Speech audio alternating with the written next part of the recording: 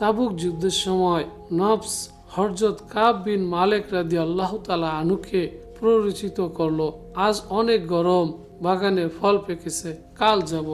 এভাবে করতে করতে তিনি যুদ্ধে যেতে পারলেন না।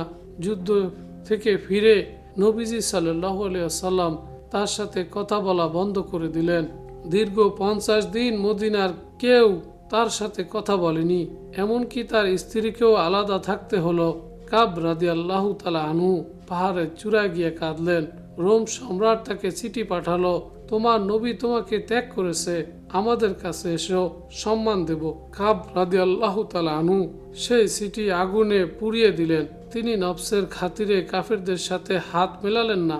অবশেষে তার তওবা কবুল হলো।